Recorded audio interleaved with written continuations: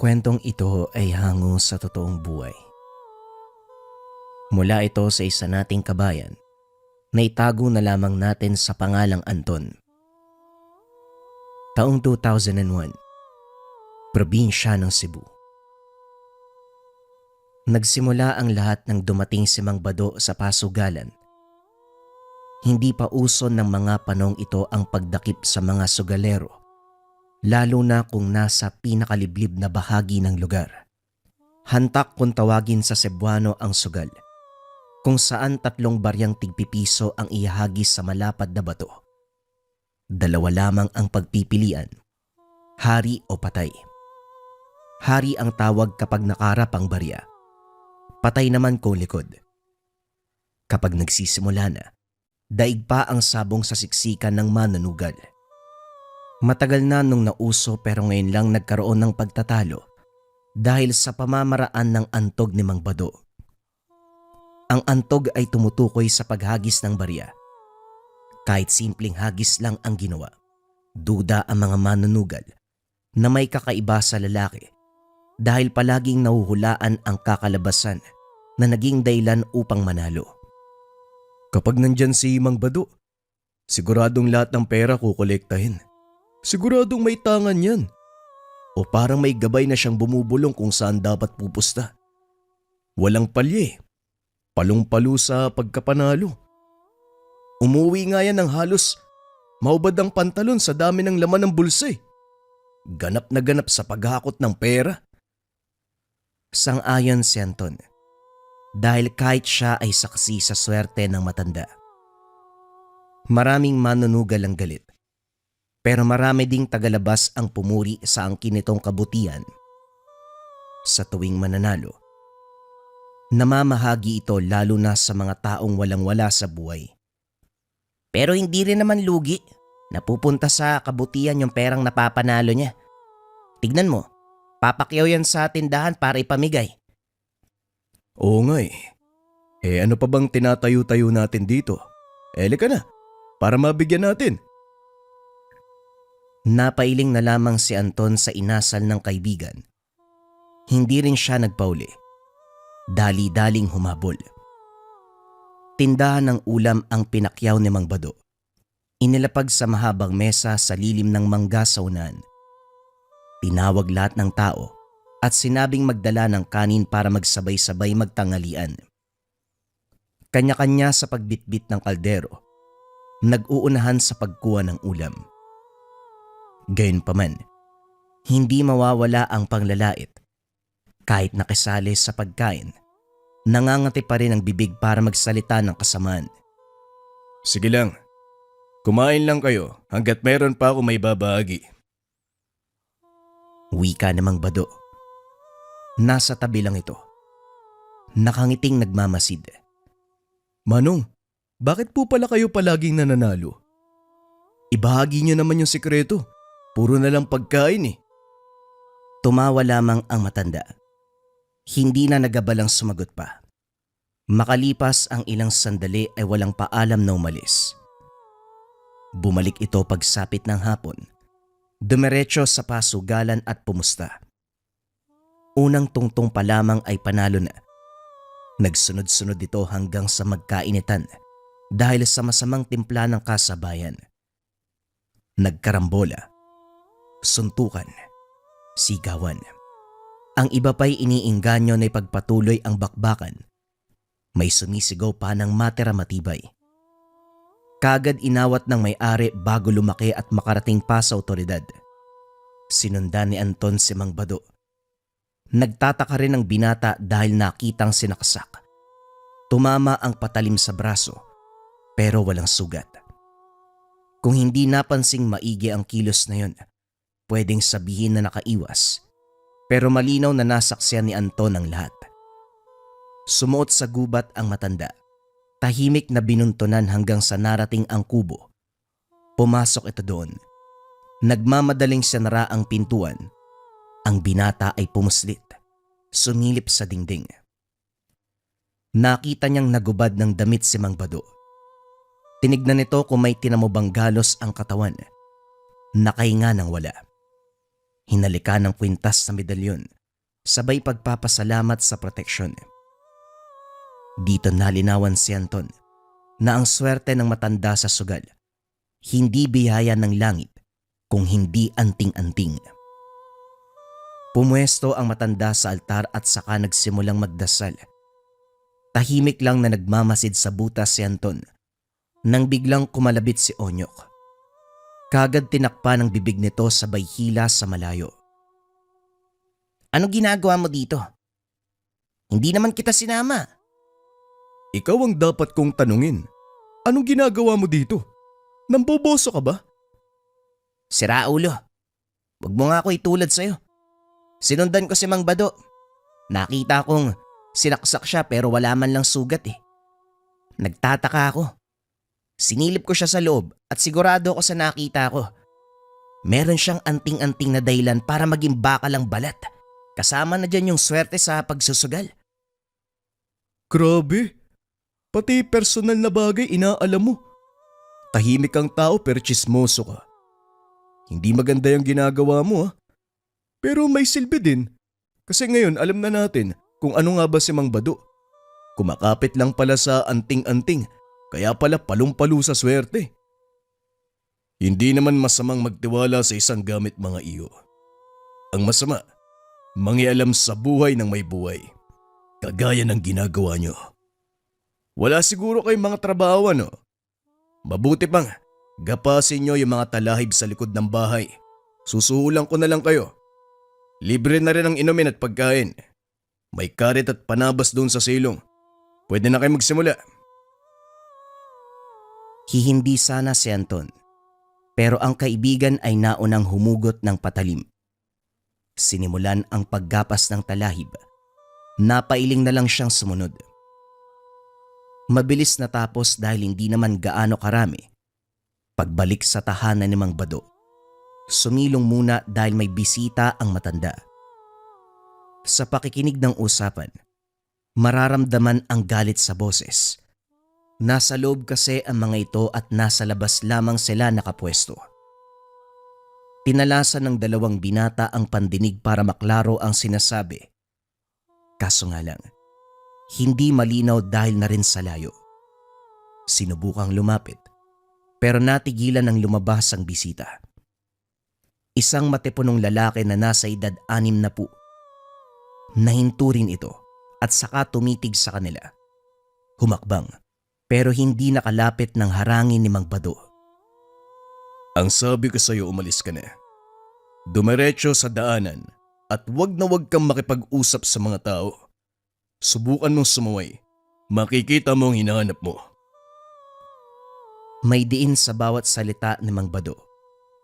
Maging ang mga mata ay naninindak. Ngumiti lang ang matanda at saka tumalikod.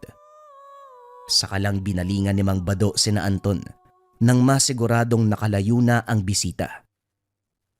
Sino ho yun? Parang iba yung dating Tapos na ba ang pinagawa ko? Pumasok muna kayo sa loob para magmerienda. May hinanda akong tinapay at pansit. Meron din kape kung gusto nyo. Hindi na ito nag-usisa. Sumunod na para makakain. Pagkatapos ng merienda, nag-abot ng perang suhol si Mang Bado. Hinayaan silang umalis sa lugar. Gayunpaman, lumiko ang dalawa ng maintriga sa pagbalik ng bisita. Napansin kasi nila ang galit sa mukha ng matanda. Dito na rin napag-alaman na magkapatid sila. Ikaw naman, Bado. Kung makataboy ka sa akin parang hindi tayo magkadugo. Kung tutuusin, may mas itsura pa nga ako sa'yo kahit naaswang ako. Abod, wag na wag mong babanggitin ang tunay mong pagkatao. Ilang beses na kitang binalaan. Gusto mo bang may makarinig dito? Paano kung kumalat sa buong lugar? Di tutugisin ka. Yan ba ang gusto mong mangyari? Sigurado kong matatakot ang dalawang yon at hindi pagsasabi kahit kanino ang maririnig nila. Ano? Sino sila? May pinagsabihan ka ba sa tauhan mo? Wala akong pinagsabihan, pero makulit ang mga bata mo. Subukan mong sumilip sa silong nang malaman mo. Yumuko si Mang Bado. Hindi makapaniwala ng masipat sa siwang ng kawayan si Anton at Oyong. Dali-daling tinawag ang mga ito. Hindi alam kung ano ang sasabihin. Pero ang kapatid na ang nakipag-usap. Nakagad sinang ayunan ng mga binata dahil na rin sa takot. Pinauwi ang mga ito.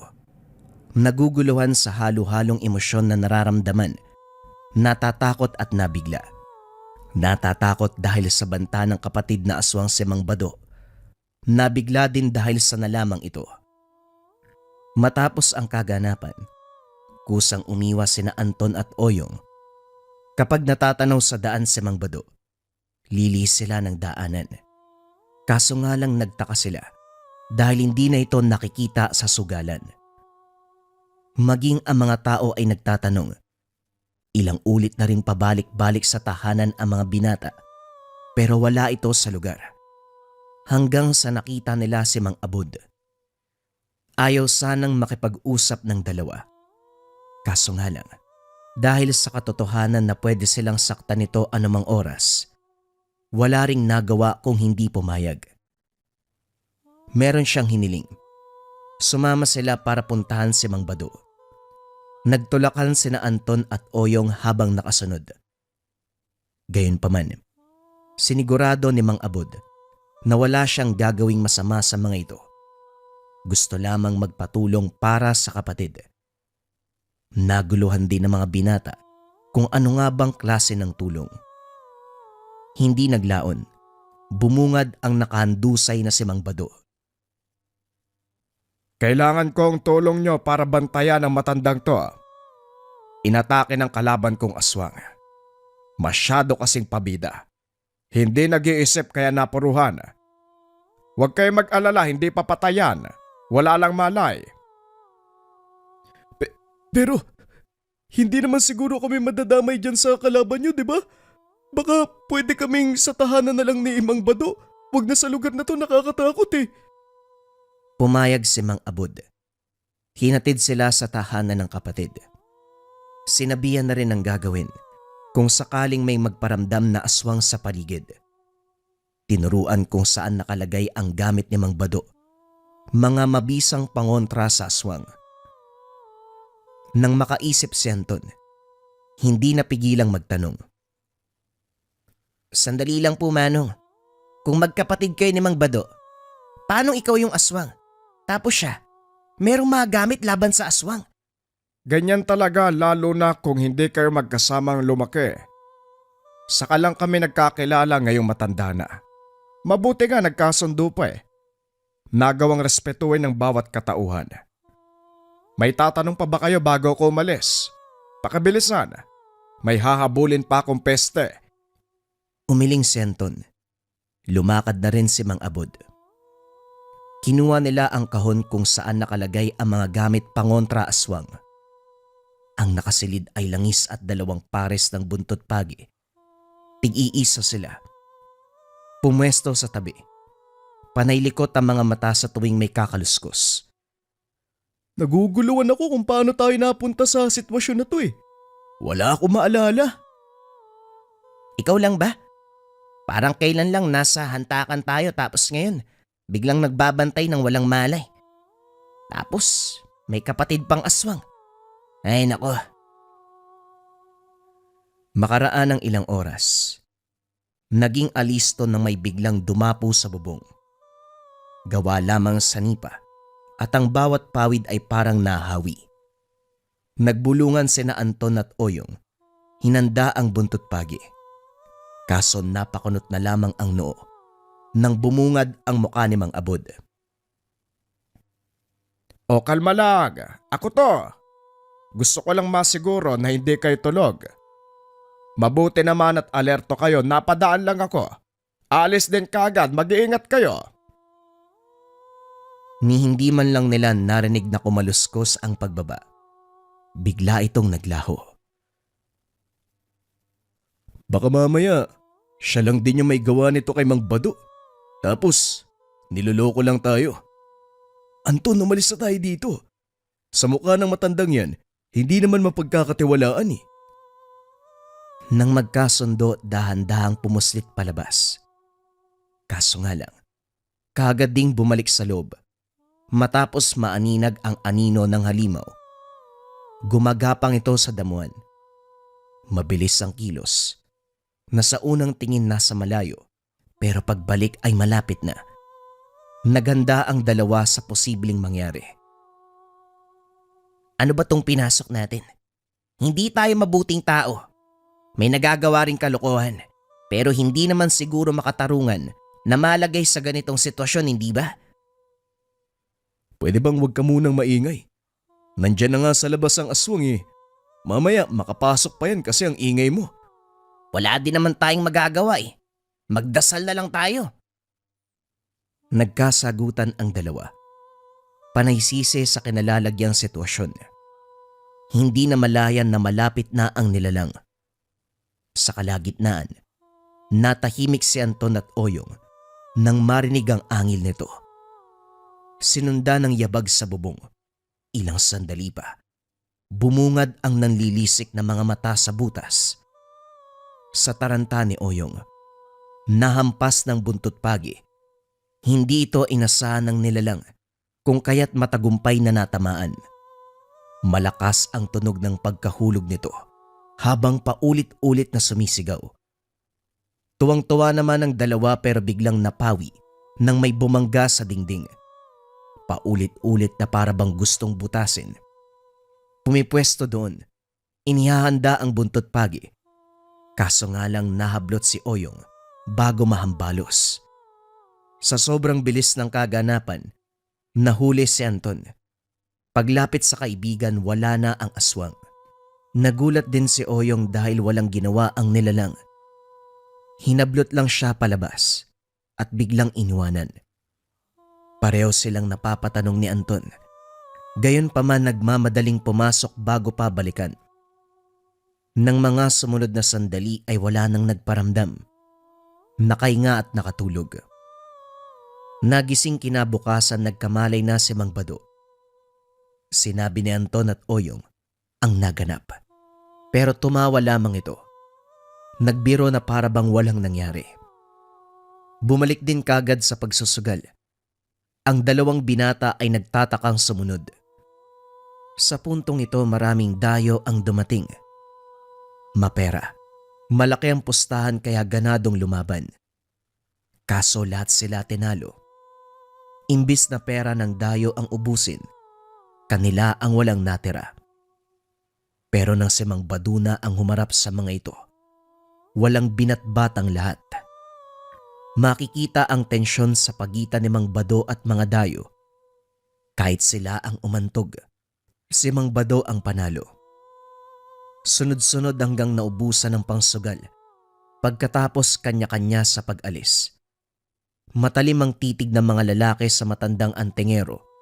Tahimik na sinundan. Pagdating sa kakahuyan kung saan walang tao, bumunot ng baril ang isa sa kanila at nagpaputok. Humandusay si Mang Bado. Gulat si Anton at Oyong sa nasaksiyan. Napapatanong kung paanong nangyari, gayong meron namang anting-anting. Ang mga lalaki ay nagtawanan.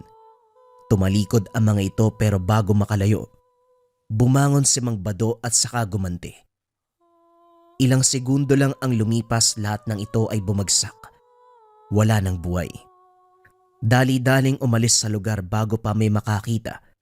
Sumunod naman si Anton at Oyong. Sa tahanan na abutang nag-aantay si Mang Abod. Sinali ang mga binata sa usapan dahil alam na rin ng mga ito ang kaganapan. Ang sabi, may tao sa pasugalan na nagbabayad ng tao para ipatumba si Mang Bado. Ang dahilan, galit sa palaging pagkapanalo ng matanda. Hindi lang yun. Meron pang isa. Ang aswang na nakalaban ni Mang Abod, naroon din sa pasugalan. Huwag mo kong niloloko, Abod. Kung meron mang aswang doon, malamang malalaman ko. Ilang ulit akong pabalik-balik sa lugar. Halos doon na nga ako tumira. Etong taong to parang hindi alam ang pamamaraan ng aswang. Hindi lahat mahuhuli sa isang tingin Sa isang amoy, maraming pakulo ang mga yan para lang itago ang pagkatao sa lahat. Ikaw nga na may anting-anting na isan eh. Mahina ka siguro. Sandali nga. Bakit ba ako nadadamay sa problema mo? Ikaw lang naman tong hinahabol ng kung sino-sinong aswang dahil sa pagiging hambog mo. Ang lakas kasing magamon, tapos kapag papatulan magtatago. Pati ako madadamay eh. Sana lang hindi kita nakilala. Maayos na sana ang buhay ko, tapos bigla kang sumulpot. Hoy, wag mo kong ayawan dahil kahit bali-balik ta rin ang mundo, magkapatid tayo, magkatugo tayong dalawa. Ikaw lang naman na nagsasabi niyan. Wala rin ako magawa dahil wala na si nanay upang mapagtanungan. Parang ginagamit mo lang ako para makalusot ka sa mga kalaban mo. Bakit naman kita gagamitin pulpul ka? Mas malakas ako kumpara sa'yo. Kaya kitang yakapin ang hindi naapektuhan ng anting-anting mo eh. Tama na, Bod. Pangit na nga yung mukha mo, pangit ka pang kausap. Mabuti pang umalis ka na. Huwag ka nang manggulo rito. Pabayaan mo na ako. Kapag nandyan ka, ang daming problema. Alis naman talaga ako eh. Hindi ko rin masikmura yung mukha mo. Pero kailangan mong mag-ingat. Nasa pasugalan ng kalaban. Naroon ang taong gustong pumatay sa'yo at sa akin. Wala akong pakialam kung sinong gustong pumatay sa'yo. Patayin ka niya kamo. Umalis ka na. Nandidilim na ang paningin ko. Nagkatinginan lang sina Anton at Oyong habang nakikinig sa usapan ng magkapatid. Nagtatanong kung bakit nasali pa, gayong walang kinalaman sa mga ito. Nagpaalam sila subalit pinigilan ni Mang Bado. Para sa matanda, hindi pwedeng basta nalang paalisin ng mga binata ngayon na merong nalaman tungkol sa kanilang magkapatid. Wala siyang tiwala sa pagtango ng mga ito dahil kapag nadulas ang dila, may sisiwalat sa karamihan ng katotohanan, bagay na ayaw niyang mangyari dahil napapagod kakalipat ng tirahan. Ang ginawa, inutusan ng inutusan para manatili sa bahay. Si Mang Bado sa kabilang banda, bumabalik pa rin sa pasugalan kahit na binalaan ng kapatid. Habang abala roon ng matanda, sinamantala nila Anton at Oyong ang pagkakataon na makalis. Nagtungo ang dalawa sa kabilang sitio kung saan may dating bahay ang pamilya ni Oyong. Ginagamit pa rin naman itong tambakan ng mga bagay-bagay at maayos pang tirahan. Nagpa siya na dito muna mamalagi sa takot na lalong madamay sa problema ni Mang Badong at Mang Abod. Kaso nga lang pagsapit ng gabi, sila naman ang binulabog ng aswang. 10 oras nang mapansing may palakad-lakad sa bubong. Yero lamang ito, kung kaya't bawat apak lumilikha ng ingay. Pinagpalagay nung una na pusa, pero nang marinig ang pagkalmot ay kaagad na alerto. Dali-daling kumuha ng patalim at ibang panlaban, pero hindi pa rin napigilan ang pagpasok ng nilalang. Bigla itong lumitaw sa harapan. Pareho silang tumilapon. Sunod-sunod na binalibag si Anton. Nang bumaling kay Oyong, lumapit ito at saka inamoy-amoy. Kaso nga lang, umalis din pagkatapos. Grabe! Ano yun? Namimili lang sasaktan? Ako binugbog tapos ikaw inamoy lang. Huwag ka na magsalita ng kung ano dyan. Mamaya bumalik pa yun eh. Sa paglipas ng ilang pang mga araw, may pagpaparamdam pa rin sa paligid pero hanggang doon lang. Para bang may pinagmamasdan. Dito na rin napansin ni Anton na nagbabago si Oyong. Biglang nagagalit. Mabilis ang mga kamay para manakit. Natutulala at kinakalmot ang mga bagay-bagay. Minsan na itong nahuling naglalaway. Hindi naman sa lahat ng oras. May pagkakataon lang nasusumpungin. Sa kabilang banda, tuloy pa rin ang pagsusugal ni Mang Bado. Hanggang sa lumitaw na sa pasugalan kung sino ang may balak sa kanya. Si Renato, dating kasapi ng rebelde na ngayon ay nagtatago sa lugar. Sa kalagitnaan hindi napigilang magkarambola. Basagan ng bote, hampasan ng kahoy, pisikalan. Nagtakbuhan ng mga tao dahil lumala ang pag-aaway. Natigil lang ng si Mang Badu na mismo ang kusang umatras. Nag-iingat din na hindi mabuking ang gamit na ginawang alas para manalo. Kaso nga lang, sa daan humarang ang kaanak ng may-ari ng pasugalan. Madilim na ng sandaling iyon, kung kaya't hindi napigilan ang pagpapalit ng anyo. Gulat si Anton at Oyong. Hindi makapaniwala na aswang ang kaanak ng may-ari. Mabilis ang kaganapan. Nakita na lang nila na nakahandusay ang lalaki.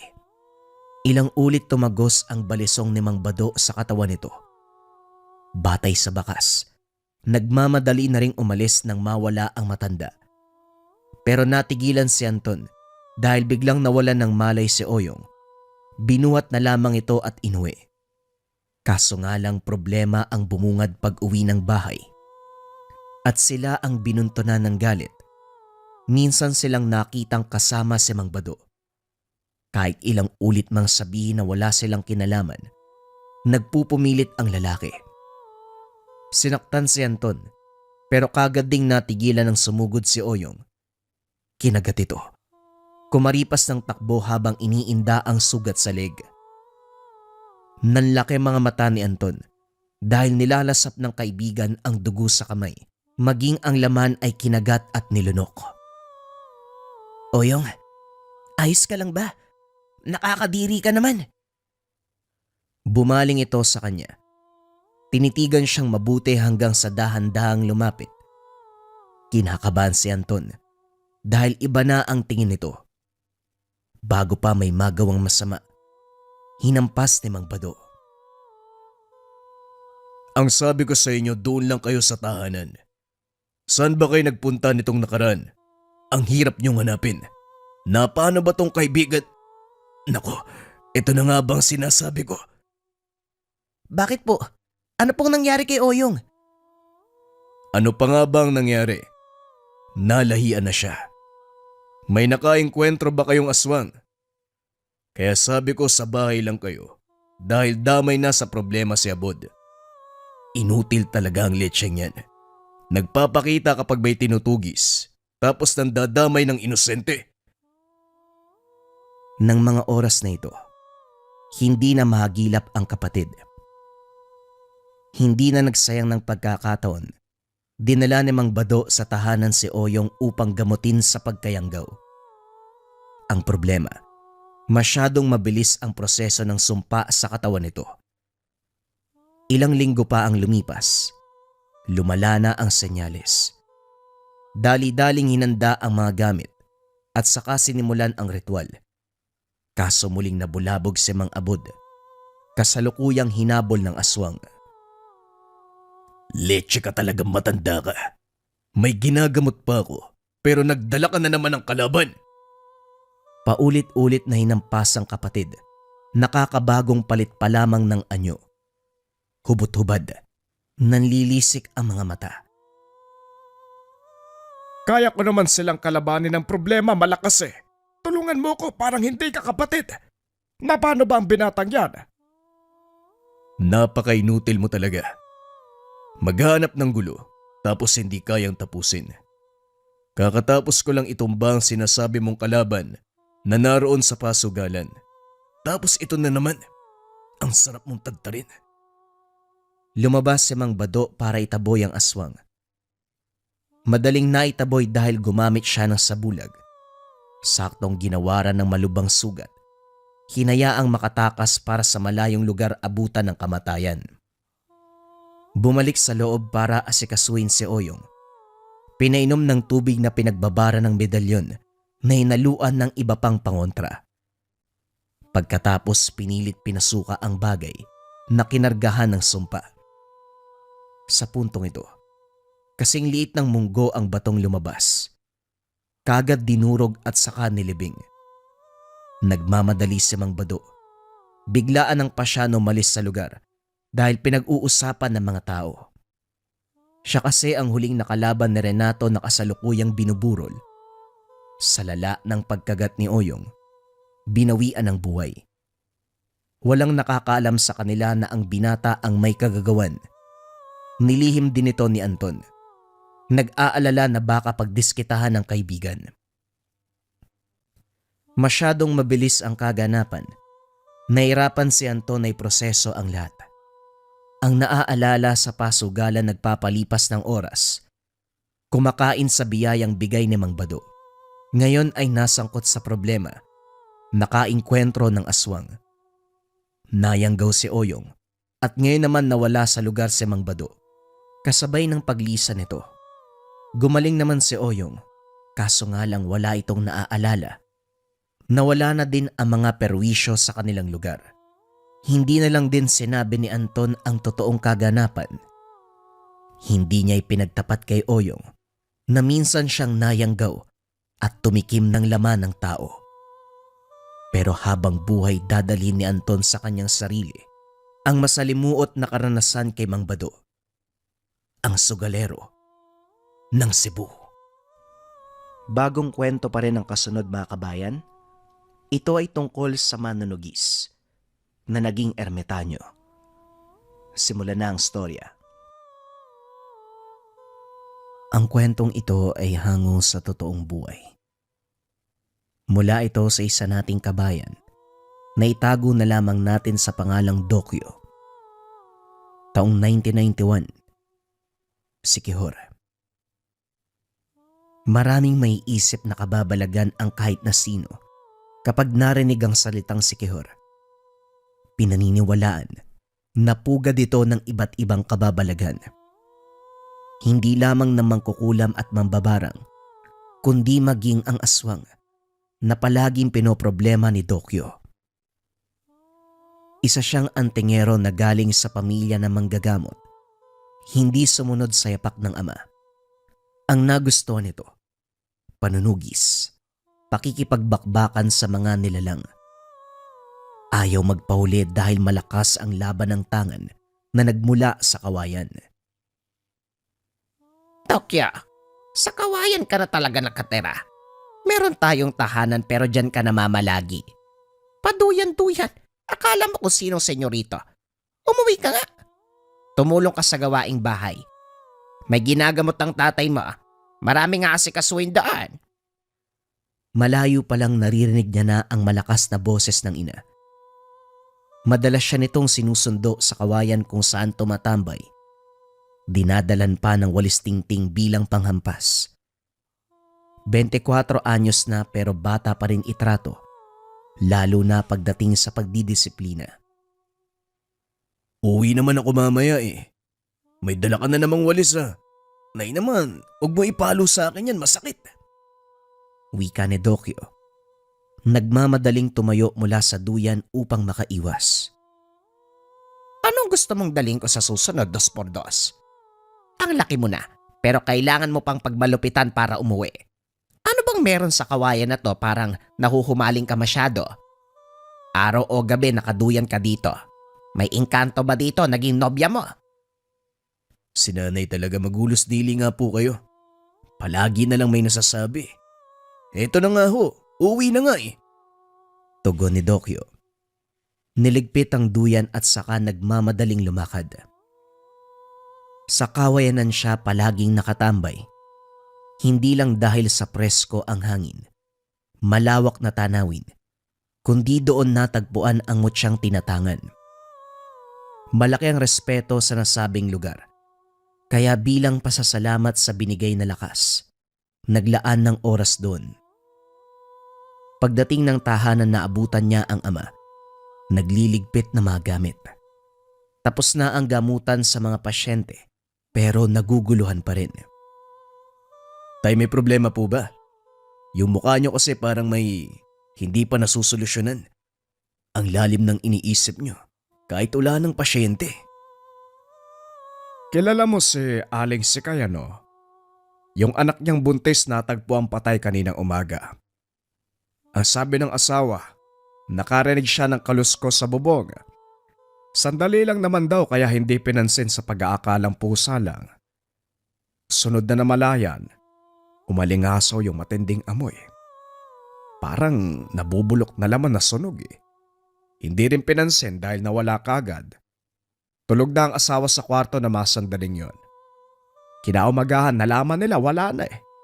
Hindi nagising. Nanigas ang katawan. Bakit naman kasi hindi pinansin? May senyales na nga sa paligid pero binaliwala pa. Ibang klaseng kamangmangan yan. 2 buhay tuloy yung nawala. Yung nanay, saka yung bata sa sinapupunan. Naroon eh. Sana pinatay na yun eh. Hindi napigilan ni Dokyo maglabas ng salubin. Napabuntong hininga upang mapigilan ang bugso ng damdamin. Sa tuwing nakakarinig ng ganitong balita, walang ibang nararamdaman kung hindi galit. Kaya nga pinasundo kita sa nanay mo para mapag-usapan natin ang gagawin. Ikaw ang manunugis kaya dapat merong plano. Hindi rin ako makatulong eh. Gawa ng may inaasikaso sa mga pasyenteng pabalik-balik. Ano sa palagay mo ang gagawin? Ano pa nga ba ang gagawin natin? Hanapin at patayin. Ganun lang kasimple. Nang bibiktima ng mga tao, kaya dapat lang patayin kaagad. Huwag nang patagalin. Kaya ka naiisa ng kalaban eh. Minsan hindi ka nag-iisip. Ang punto dito, mahuli ang aswang at mabigyan ng karapat-dapat na parusa. Kaya kinakailangan ng kilos na may plano. Kung paiiralin mo ang galawang hindi pinag-isipan, patuloy ka lang malulusutan ng kalaban. Umayos ka kasi. Natahimik siya. Napagtanto ang sinabi ng ama. Kagaya na lamang po ng dati. Mamanmanan ko ang lugar malapit sa bahay ng biktima. Kapag nakita ang nilalang, tutugisin ka agad. Wala namang yung pinagkaiba sa sinabi mo kanina. Ano bang nangyayari sa'yo? Puro katambay doon sa kawayanan eh. Kaya pati utak nalilipad ng hangin. Bakit ka naman magmamanman sa lugar na tapos ng salakay ng aswang? Sinong aabangan mo? Kahit abutin ka pa ng umaga kakaabang, walang nilalang na magpapakita sa'yo dahil tapos na ang pambibiktima. Hay nako, ikaw tong manunugis. Pero ako pa nagtuturo sa'yo. Ganito na lang, maglibot ka sa buong barangay. Maliit lang naman ang lugar natin eh. Maghanap ka ng bakas o kahit anong bagay na makakapagturo sa halimaw. Imposibleng walang makita. Siguradong nagkalat ang mga palatandaan. Kagad kumilo si Dokyo. Bawat kanto ng barangay ay pinuntahan. Tinalasan ang paningin para may mahanap. Dumiretso siya sa bahay ni Mang Fidelo. Isa itong manghihikap. Kaanak ng mangkukulam na ang gamit sa pambibiktima ay orasyon at kamay. Isang tapik lamang sa tao ay pwede nang dapuan ng matinding sakit. Depende sa kung anong ibibigay. Dokyo, sa tingin mo ba ako bumiktima sa buntis? Alam ng pamilya mo ang pagkatao ko, pero ako na mismo magsasabi sa'yo na wala akong kinalaman sa nangyari. Hindi ako aswang. Isa akong mangikap. Kung ako man ang may gawa nun, sana merong nakakita. Hindi ako makakapambiktima kung hindi ko mahahawakan ng tao. Alam mo yan? Napalingon siya sa pinanggalingan ng boses. Nakita si Mang Fidelo. Karga-karga ang sako ng mais. Halatang galing sa taniman. Wala pa nga akong sinasabi, pero nakarami na kayo. Paano nyo nalaman na yan ang pakay ko? Dumedepensa kayo kaagad eh. Wala pa nga akong hinihirit. Bakit naman hindi? Sa tuwing may nabibiktima sa lugar, maglalakad-lakad ka para maghanap ng ebidensya na magtuturo kung sino ang nilalang na sumalakay. Isa ako masamang tao, kaya binabantayan din ang galaw ng katulad mo na may kakaibang kakayahan. Isa pa, yan ang usap-usapan ng lahat ngayon. Walang sino mang tao rito sa atin na hindi alam ang nangyari sa anak ni Aling Silay. Nakumbinsi siya sa rason nito. Kung tutuusin ay tama rin. Ang isang manghikap na kagaya nito, kinakailangan makalapit sa biktima bago magawa ng masama. Pasensya ka na, Mang Fidelo. Ikaw kasi ang pinakamalapit, kaya ikaw ang una kong pinuntahan. Lahat naman, sasadyain ko eh. Malay natin, nakipagkuntsaba sa ibang lahi. Uso na rin yan, hindi po ba? Wika ni Dokyo. Napahugot ito ng hininga. Natamaan sa kanyang sinabi. Hindi na pinahaba pa ang usapan. Tumalikod siya at pinagpatuloy ang pakay. Nalibot ang buong barangay pero walang mahanap na bakas. Pinuntahan ang mismong tahanan ni Aling Sikay, kaso nga lang wala rin. Naglaho maging ang amoy ng aswang na bumibiktima. Naging malinis ang galawan. Sa palagay ko, gumagamit ng kung anong orasyon ng aswang para sumabay sa pag-alis ang pagkawala ng bakas. Kung wala ka talagang nahanap, o baka naman may nakaligtaan ka. Dokyo, may pagkamangmang ka pa naman paminsan. Wala po talaga, tay. Bawat sulok tinignan ko na. Pati nga ang aking tangan walang naramdaman, pero tama ka. May ginamit ang aswang. Naging maingat. Hayaan nyo, lalabas ako mamayang gabi. Magpapatuloy sa paghahanap at magmamanman na rin. Sige, magandang ideya yan. Bago pala, samahan mo muna ang iyong nanay sa pagbili ng kakailanganin dito sa bahay. Wala na tayong bigas. Bumili ka rin ng gulay. Nagpunta sila sa pamilihan kasama ang ina. Habang namimili, inatupag niya ang pagmamasid sa babaeng ngayon pa lamang nakita. Nagtitinda ito ng asukal sa tindahan ni Mang Berto. Alerto ang mutya, pero wala siyang maramdamang banta sa babae. Tinuro ng tangan, ngunit kalmado lang ito. Lumapit pa siya para makasigurado. Asukal ho. Bagsak ang presyo ngayon kasi maraming dumating. Ilang kilo po ang gusto nyo? Mahinahon ang boses nito. Hindi naman ako bibili. Lumapit lang ako kasi kala ko kung ano yung paninda mo eh. Asukal lang pala. Naguguluhan si Dokyo. Taliwas sila ng tangan. Wala namang naramdaman sa babae. Diretso sa mga mata ang tingin nito. Walang kaba. Hindi katulad ng ibang nakasalamuang aswang na mahahalata kaagad dahil sa reaksyon. Lumingon siya muli sa babae. Nakangiti lang ito nang magkatinginan sila. Pagkatapos ng pamimili, dumiretso sa pag-uwi. Hanggang sa makarating ng bahay, yun pa rin ang nasa isipan. Anong tinatakbo ng utak mo? Baka malunod ka sa lalim ng pag-iisip. Siguro naman, pagpaplano yan para mamaya. Biglang singit ng ama. Pinuntahan siya sa bakuran. Naguguluhan kasi ko, tay. Kanina sa pamilihan naging alertong mutya. May tinuturong babae. Pero nung nilapitan ko wala akong maramdaman. Normal lang ang kilos niya eh. Paano kaya nangyari yun? Aba, malay ko sa'yo. Wala akong karanasan sa pagkakaroon ng tangan. Halamang gamot at herbal lang ang hawak ko. Ikaw ba? Ano ba sa palagay mo? Hindi naman magbibigay senyales ang mutya sa maling pagkakataon.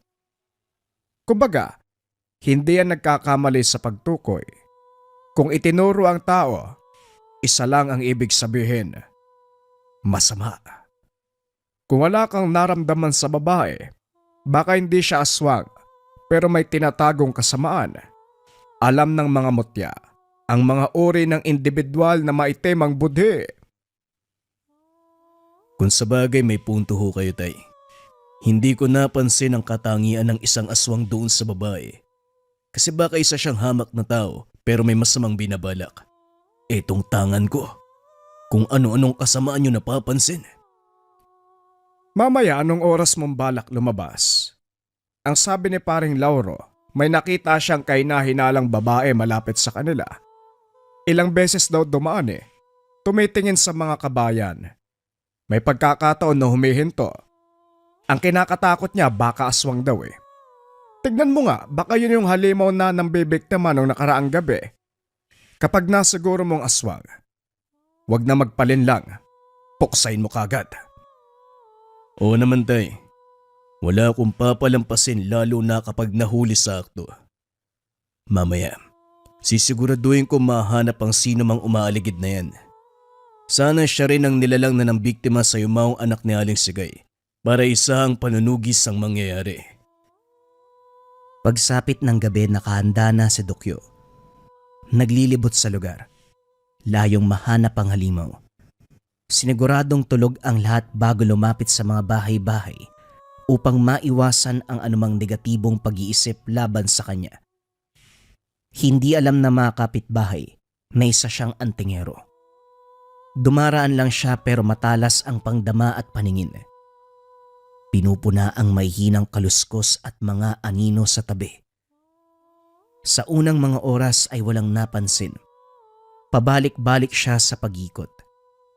Nang mabagot, sumadya sa kawayanan upang makapagduyan pero laking gulat nang may nakasampa roon.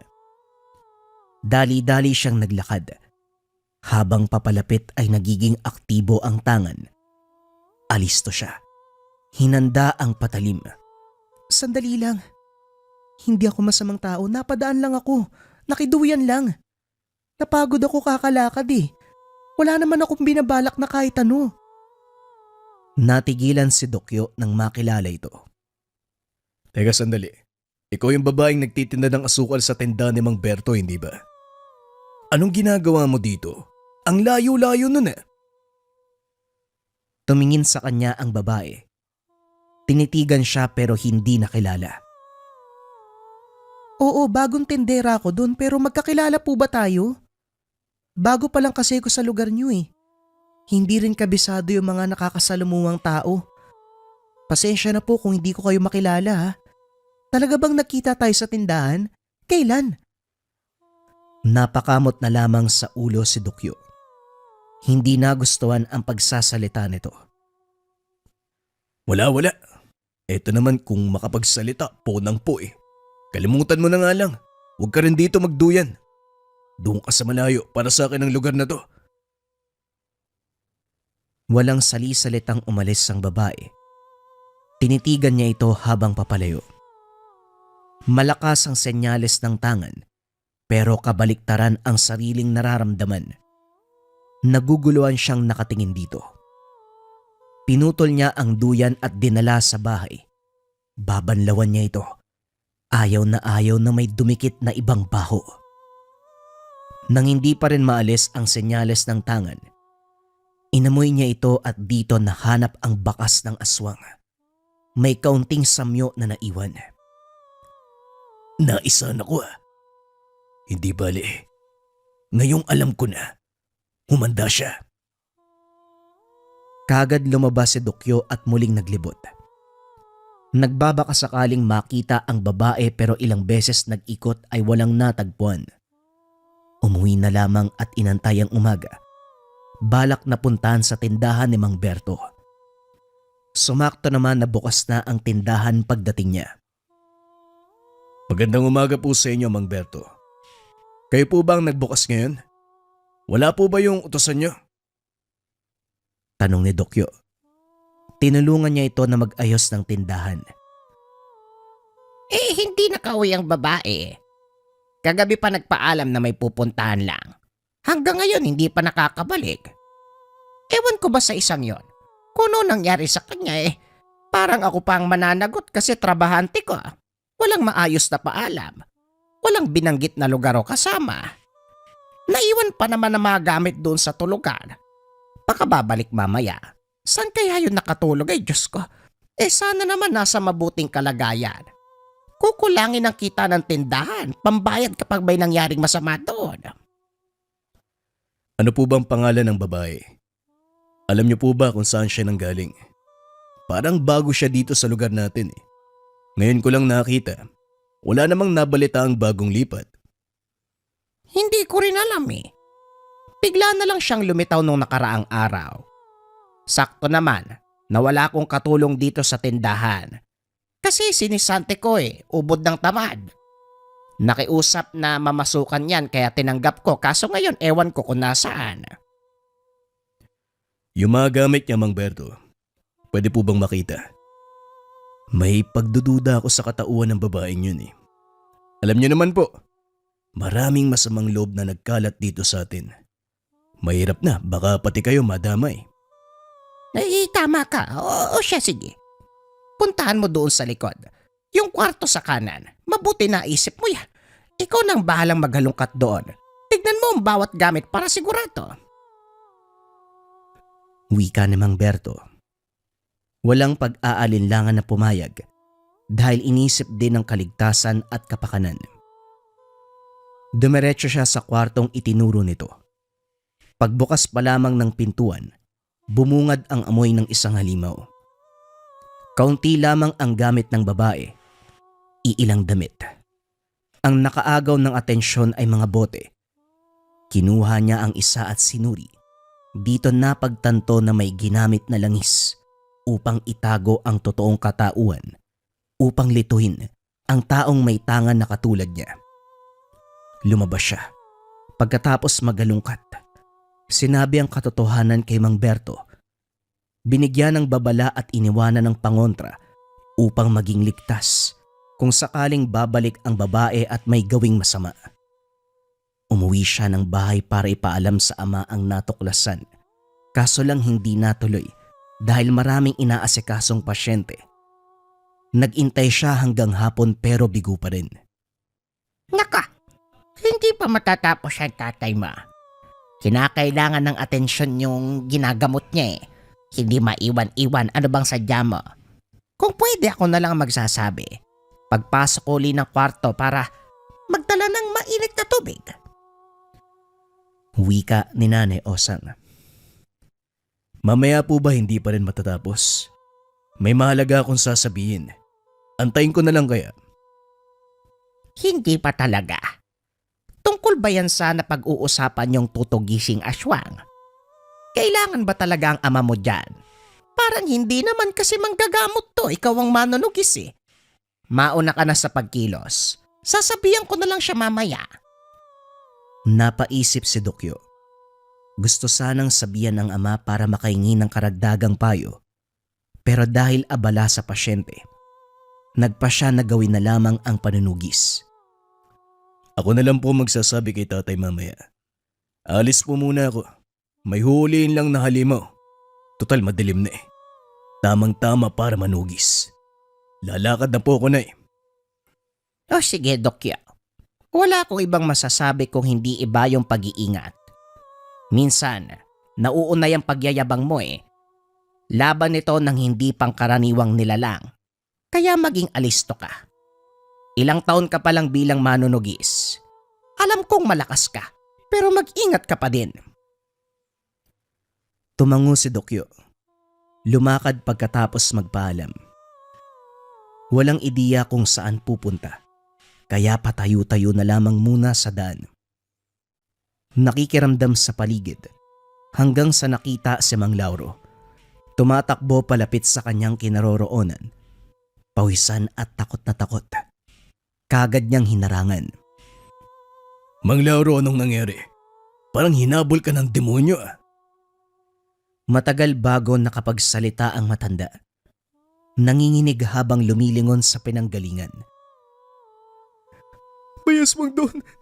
Malapit sa bahay may aswang babaeng aswang kumakain na tao. Tulungan mo sila dati. Hindi ko. Tulungan mo sila. Kagad siyang nagtungo sa lugar. Naabutan ang nilalang sa katabing bahay kung saan merong kakabagong silang na sanggol. Kaguluhan ang bumungad dahil ang nakatira ay walang tigil na ginagambala ng nilalang. Babae ito kagaya ng sinabi ni Mang Lauro. Duguan ang katawan mula sa unang biktima. Naroon sa kwarto ang ina at ang bata, pilit na lumalaban sa nilalang. Ano ba naman kayo? Kalalakan yung tao, hindi nyo magawang tumulong kahit pansamantala. Iniwanan pa talaga sa loob ang mag-ina. Wika niya sa dalawang lalaki na nagtakbuhan palabas ng bahay. Hindi na siya nagaksaya ng oras. Pumasok at inagaw ang atensyon ng nilalang. Hindi may tatanggi ang taglay nitong lakas. Mabilis ang kilos na kaagad siyang inambahan, sabay kalmot sa muka. Hindi nakalaban dahil sa tindi ng atake. Nakadiin sa leeg ang kabilang kamay. Hindi naman nasugatan pero nadama ang lakas. Nakabawi siya makalipas ng ilang sandali. Ibinalik ang pagmamalupit at siniguradong mapupuruan, kaso lang malakas ang bisa ng sinambit na orasyon. Sa sariling paningin, natatamaan pero ang totoo, walang epekto ang atake sa kalaban. Ginawa pa siya nitong laruan, pinagtatawanan habang nililinlang. Mabuti na lang din nakalabas na ang mag-ina ng mga sandaling iyon, kaya ang inisip na lamang ay sarili. Nang mapagtanto ang kaganapan, kaagad ginawa ng paraan para makawala sa orasyon. Nang magtagumpay, siya naman ang nagsamantala. Hindi pinatakas. Nawasak ang iilang bahagi ng bahay. Pareho silang tumilapon sa labas. Tumama ang atake ni Dokyo. May dugo na umaagos sa mga sugat, pero lumalaban pa rin ang aswang. Gamit-gamit ni Dokyo ang mutya ng kawayan. Nag-iba na ang hugis nito. Kung sa umaga ay normal na tangkay kong titignan, pero ngayon ay napakatulis. Nagbabaga ang bawat sulok. Hindi niya tinantana ng saksak. Wakwak na ang tagilirang bahagi pero tila walang kabawasan ng lakas. Ilang beses niya pang binaon ang mutya ng kawayan. Ayos ka ring aswang ka. Masyado kang malakas. Umangil ng malakas ang aswang at muling sumugod. Paulit-ulit na kumakalmot at nangangagat. Ilang minuto pa ang lumipas. Wala pa ring bumabagsak sa dalawa. Parehong sugatan. Parehong malubha ang tama. Dokyo, hindi yan matatapos kung hindi ka mag-iisip ng paraan. Dalian mo! Patayin mo na yan! Kinalmahan ni Dokyo ang sarili. Nag-isip ng ibang paraan para makaatake. Pareho silang malakas at maliksi. Kung magpapatuloy ay hindi matatapos. Habang tumatagal, nasipat ang isang bagay na nasa kabilang tagiliran nito. Bahagyang maitim. Mabuti na lamang nasinagan ng kaunting liwanag ang maliit na bote. Ito ang langis na nakita niya doon sa mga kagamitan ng babae. Dali-dali siyang sumabay sa galaw nito. Kinuha ang bote at binasag. Yun lang ang kanyang ginawa. Dahan-dahang humandusay ang nilalang. Sa dami at lubha ng sugat na natamo, sa dami ng saksak ng mutya ng kawayan, kitang-kita kung paanong ang mga sugat nito ay naglabas ng dugo. Unti-unting nasunog. Yan lang pala ang sikreto mo. Kung ano-ano pa ang ginawa ko, kailangan lang palang basagin yan.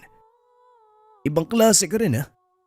Meron kang isang uri ng langis na kayang kontray na magamit namin. Sige na, magpahinga ka na, perwisyo ka. Tinulungan siya ni Mang Lauro sa pagliligpit ng bangkay. Ang ama naman ang nagsagawa ng orasyon at isinabay sa hukay. Tanda ito upang tuluyang matigil ang kasamaan ng alimaw. Ang tagal kasi umupa ng kalagayan ng pasyente kanina, kaya hindi kita nakausap. Nung sinabi ni nanay mo na nanugis ka pagkatapos makuha ang matibay na ebidensya, nagmadali akong sumunod. Nakailang ikot pa ako. Wala akong ideya kung saan ka pupunta eh. Mabuti pala napatay mo. Kumusta ang laban? Kung nakita mo lang tay, pati ikaw magugulat eh. Matagal bago ko na itumba. Gumamit ng kakaibang langis yung aswang na yan. Buti na lang tinuruan niyo akong maging kalmado at mag-isip sa mga ganyang uri ng sitwasyon. Nakita ko yung gamit niya nakasabit sa bewang. Yun, binasag ko. Doon ko napatay yan eh. O siya, sige na. Umuwi na tayo, mukhang napagod ka. Ang importante, napatay mo ang aswang. Dagdag kaalaman yan para sa mga susunod mong panunugis. Matapos ang kaganapan, lalong lumalim ang relasyon ni Dokyo at ama sa aspeto ng panggagamot. Dito na din tuluyang inaral ni Dokyo ang pamamaraan sa panggagamutan. Pinagsabay niya ang lakas ng isang manunugis at manggagamot. Kaya naman dahil dito, tuluyang nakilala ang pangalan, hindi lang sa mismong sitio, maging sa karatig lugar. Dahil din sa kaganapang ito, nabawasan ang kaso ng mga pambibiktima ng aswang. Ramdam nila ang lakas at puwersa. ng isang purong manggagamot at batikan na manunugis.